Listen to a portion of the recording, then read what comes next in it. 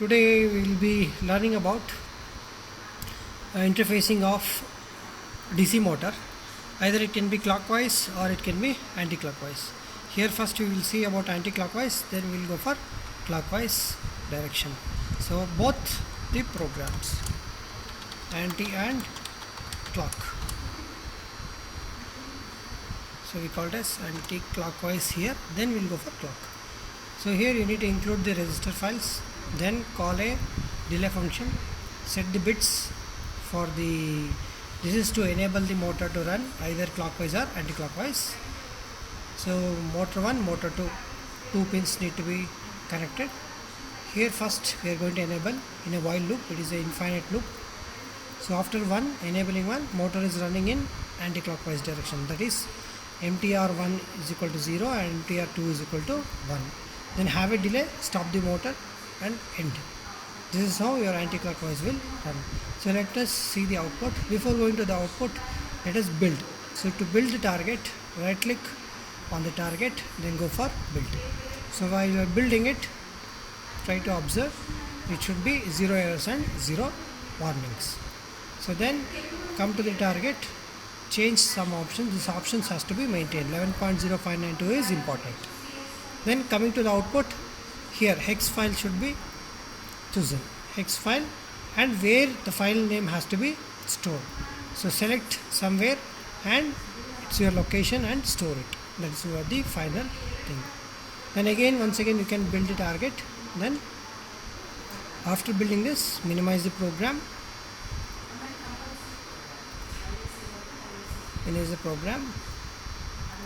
then later we need to use ISP programmer. So in this ISP programmer, we are going to check the DC hex. So first we need to take the DC hex. Where is DC hex? DC hex was created by this program. That program is nothing but anti-clockwise. So DC is my file name. So now I need to take the DC as my file name. DC hex has been chosen. Create bin. So you need to create DC dot bin as file name. Convert to bin. Then choose that DC bin and open. Now start the program. So now when you start the program, just say press the button. So it will start loading the code into the system, and you can observe the motor is running in a anti-clockwise direction. You can observe here it is running in a anti-clockwise direction. So in the same way, let us see the clockwise direction. So here you can see we are loading the code into the system. So here we will be saying how the DC motor is running in clockwise direction. You can observe it is running in clockwise direction. So we will see the code.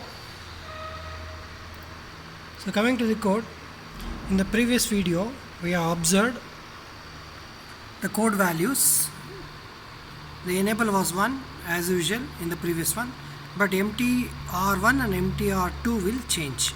So MTR1 and MTR1 and MTR2, we can say that MTR1 and MTR2 should be equal to 1 and 0.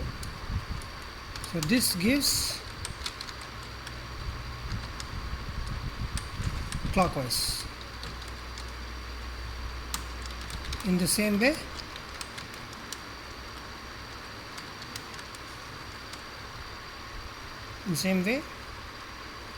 MTR1 and MTR2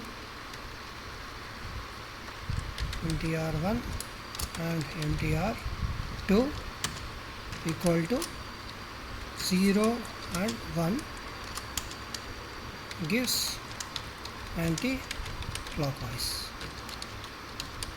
direction. Need to be noted. So this is very important. When you are observing, this point should be noted down.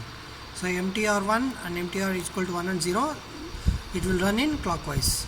In the same way, MTR1 and MTR is equal to 0 and 1 opposite, then it will run in anti-clockwise direction. So this completes your interfacing of your DC motor. So coming to the connections, if you observe here, so your DC motor cable has to be connected to your port 0. You need to remember that it is connected to port 0, and here this is your reset button.